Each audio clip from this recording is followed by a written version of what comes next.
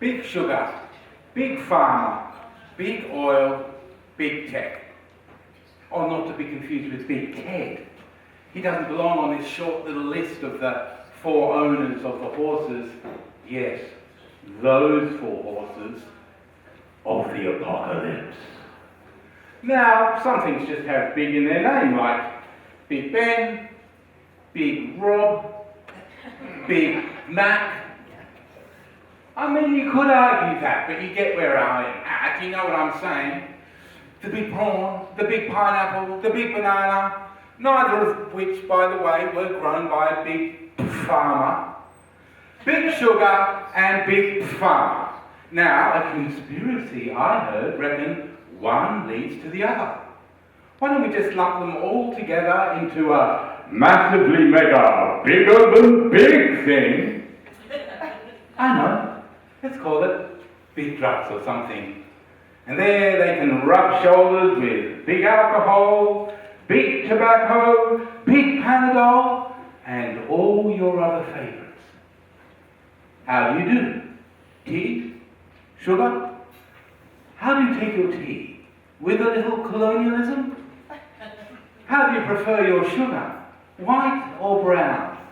With or without slavery? Raw or finely ground? Do you shaft it, snort it, heat it in a spoon in a... Yeah, mind if I just roll up a cigarette to have while I wait for a coffee? 3 sugars, please. It'll help me wash down these headache pills I take for my hangover. Oh yeah, I had a big night last night. Johnson & Johnson make vaccines, but they also make Band-Aids. Has anyone here ever done a lit review on some peer-reviewed, long-term, double-blind studies on the side effects of Band-Aids? I thought not. The Tea Party, the Opium Wars, empires rise and fall, the subjugation of people and nations, the testing of toxins on innocent animals, addiction or gift wrapped in blister packs or cheap Ziploc plastic bags. Who needs marketing? This shit sells itself. Oh yeah, we've got something for everyone back here on the big drug shelf. Oh, and speaking of drugs, big oil, big gas, big coal, big hole in the ground, or 1,000 shafts embedded in your farm. The byproduct of which, oh, just in case you hadn't heard, is cooking this world. But we're all hooked up and hooked in, totally hooked on the convenience it brings. With apologies to the off-gridders who rode their bicycles in. Well done.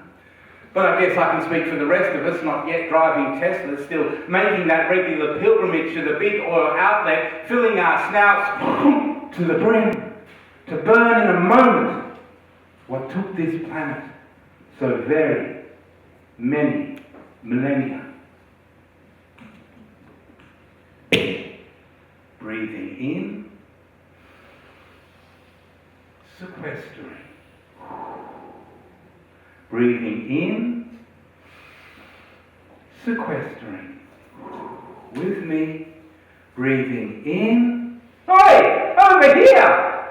Look how clever we are! Look how brightly we shine! Blinded by our own brilliance, never noticing how it's killing us. Flippin' heck, big tech, we're here already. I mean, most of these ridiculously oversized big things deserve their own poem at the very least, or better still, a series of vast epic treaties. You know the type that no one ever likes to read.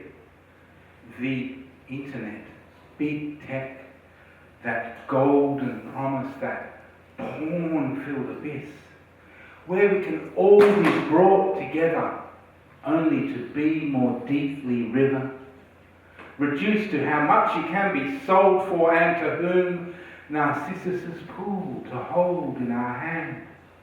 Google, Facebook, YouTube. Google owns YouTube, Facebook owns you. Amazon, a forest, a warrior. No, think bigger, meaner, and way more valuable. And I'm not even smart enough to guess to know what artificial intelligence is going to bring to this mess.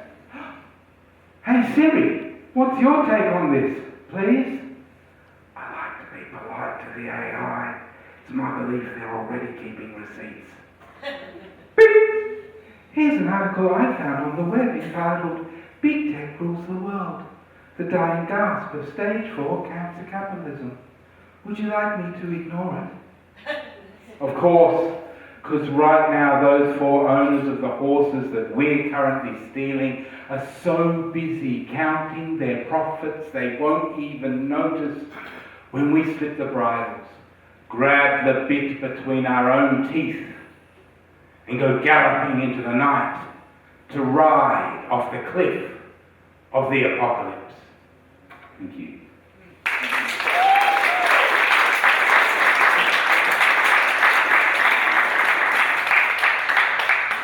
My garden is a place of inspiration, where seeds of hope can be awoken. I go there to grow myself and stage a play with the very building blocks of life itself, water, light and clay, all mixed with DNA, its double helix spiralling betwixt mundanity and the sublime. Oh, this garden of mine gives me a joy I cannot find in the online world where I spend a lot of time, blinded and mute, paying my dues, drunkenly dancing down digital avenues to become numb and number, or just a number. And where it's rule of thumb and finger, don't worry, I'm stuck here with you too, my brothers and sisters, all playing gods in our worlds of 6.5 inches. But in this metaphysical garden, I become God's servant. And there's no leaving this Eden, no fruit is forbidden, there is no searching for a connection, where all that I need are these bare hands and feet grounded in and on this earth that feels real and unbroken. It's where I can be listening to the whispering words our ancestors have spoken.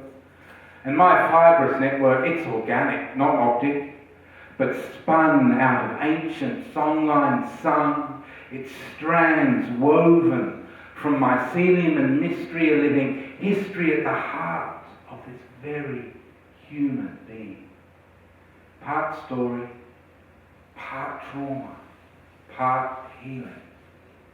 A reality that has been born from our dreaming and formed right here in the garden, where all the harm done is pardoned, where Gaia and I become one again, where I am burdened from this urban existence to be immersed in the verse of this rich inner matrix as we dance into the arms of our garden's creator. Thank you.